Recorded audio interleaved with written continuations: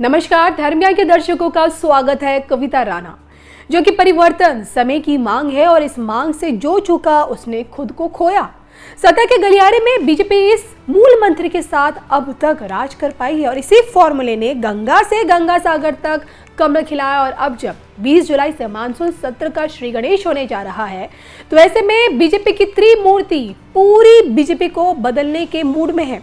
नीचे से लेकर ऊपर तक संगठन में बदलाव होने वाला है, कैबिनेट में बदलाव होगा और संसदीय बोर्ड में भी नए चेहरों को मौका मिलने वाला है।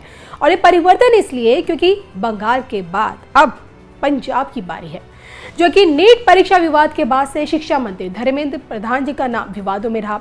फिर लगातार रेल हादसों के कारण रेल मंत्री अश्विनी वैष्णव का नाम चर्चा में आया और यही कारण है कि कियास लगाए जा रहे हैं कि मोदी 3.0 की कैबिनेट में अब नए चेहरों को मौका दिया जा सकता है। लेकिन क्या बदलाव की आंधी सत्ता पर आसीन मोदी सरकार पर भी चलेगी?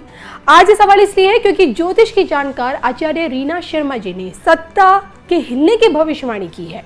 उन्होंने आने वाले 333 दिन देश के लिए जोखिम भरे बताए हैं, जिसमें उन्होंने देश के ग्रह दशाओं को लेकर अमावस में लगने वाले सूर्य ग्रहण का जिक्र भी किया है। 333 दिनों की पिक्चर में भूकंप के झटकों से क्या सच में दहलेगी देश की सत्ता? इसी पर सुनिए उनकी ये सांकेतिक भविष्यवाणी क्या कहती है, जो इस वक्त सबसे ज्यादा वायरल है।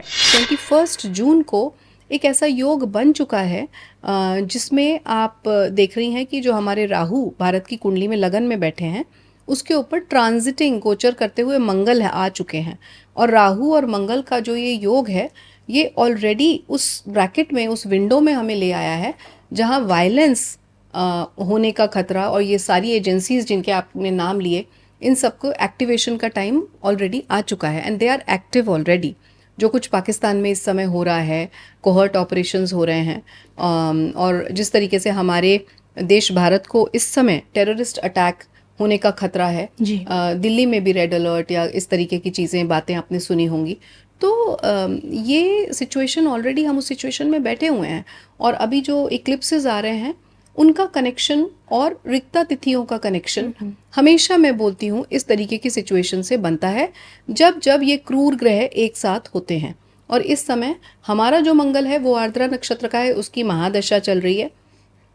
जो गोचर का मंगल है वो हमारे नेटल राहु जो लगन में बैठे हैं भारत की कुंडली में, उसके साथ कंजंक्ट होके बैठे हैं।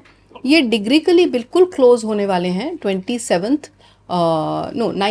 अगस्त के आसपास। और तभी बृहस्पति भी अश्लेषा नक्षत्र में जाने वाले हैं जी। और जब जब बृहस्पति अश्लेषा नक्षत्र में गए हैं और लंबे समय के लिए जा रहे हैं, जो कि 19 अगस्त 2026 से और जून 2027 तक का पीरियड है, तो ये वो विंडो है जिसमें आप बहुत कुछ होता हुआ देखेंगी भारत में।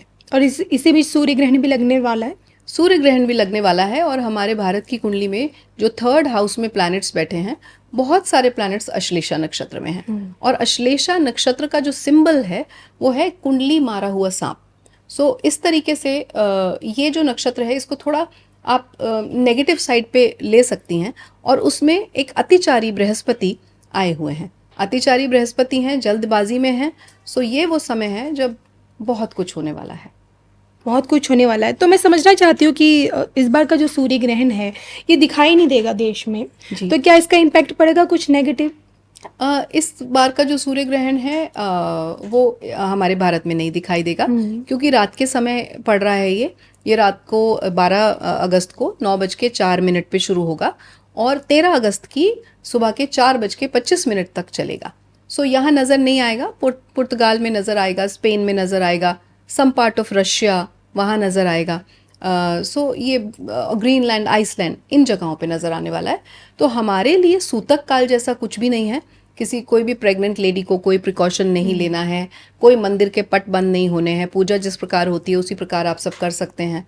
लेकिन हाँ, मैं हमेशा बोलती हूँ कि दान पुण्य करने के लिए तो हर समय अच्छा है। तो अगर इक्लिप्स है, ग्रहण पड़ रहा है, तो आप दान पुण्य कर सकते हैं और अंडर प्रिविलेज्ड को जितना देंगे उतना आपके लिए अच्छा है।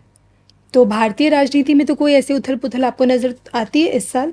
जो बचा हुआ है 2026? बिल्कुल नजर आती है, लेकिन उसका श्रेय या उसकी वजह मैं ये इक्लिप्सेस को नहीं बोलूंगी, क्योंकि हमारे भारत में नजर नहीं आ रहे हैं आ रहा है ये इक्लिप्स, तो सिर्फ इक्लिप्स है उसकी वजह से उथल पुथल होगी जैसे बहुत सारे ज्योतिषी बोल रहे हैं, क्योंकि सूर्य को ग्रहण लग रहा है इस वजह से होगा, सत्ता से जोड़ा जाता है सूर्य ग्रह को। उसके और बहुत से कारण हैं जो मैंने अभी आपको बताया। बृहस्पति अश्लेषा नक्षत्र में 19 अगस्त से आ रहे हैं। ग्रहण तो पड़ ही रहे हैं, एक 12 अगस्त को है सूर्य ग्रहण, एक 27 अगस्त को है चंद्र ग्रहण जी। अभी अगस्त के महीने 2026 में। फिर मार्च 2027 में भी ग्रहण है 2। सो ये जो पीरियड है अगस्त 2026 से मार्च 2027, उसके बीच में सत्ता में बहुत उथल पुथल का समय है। और जैसा मैंने कहा ये उथल पुथल का समय सिर्फ ग्रहण की वजह से नहीं है, लेकिन ग्रहण भी इसके लिए रिस्पॉन्सिबल है, थोड़ा बहुत ही सही चाहे। उसके अलावा केतु मघा नक्षत्र में है और सिंह राशि में है। सिंह राशि भी सत्ता से, पॉलिटिक्स से, लीडरशिप से जोड़ी जाती है। ये समय ऐसा है और साथ में मंगल की महादशा, मोदी जी की भी मंगल की महादशा। मोदी जी का वार्षिक राशिफल जो बनाया, जो वार्षिक चार्ट बनाया, एनुअल चार्ट 17 सितंबर 2025 से 17 सितंबर 2026 वाला, वो चैलेंजेस दिखाता है जी। उसके बाद वाला भी मैं ये नहीं कहूँगी कि बहुत अच्छा है और एकदम सब स्मूथ हो रहा है। ऑल्दो ये ज़रूर कहूँगी कि बहुत सारे चैलेंजेस के बाद वो बिल्कुल एक क्लीन चिट लेके और बिल्कुल एक जिसे बोलते हैं स्मूथ सेलिंग तरीके से बाहर निकलेंगे, बहुत ही strongly. But at the same time central government में बहुत सारे चेंजेस हैं और ये इस वजह से भी हैं क्योंकि जो मैं बार बार कह रही हूँ, अश्लेषा नक्षत्र, राहु मंगल का मिलना, तो एक्सटर्नल फोर्सेस बहुत एक्टिव हो रहे हैं। एक्सटर्नल फोर्सेस एक्टिव हो रहे हैं और इंटरनल कन्फ्लिक्ट खड़ा कर रहे हैं, क्योंकि उसका मेन कारण ही ये है कि सत्ता को हिलाना है।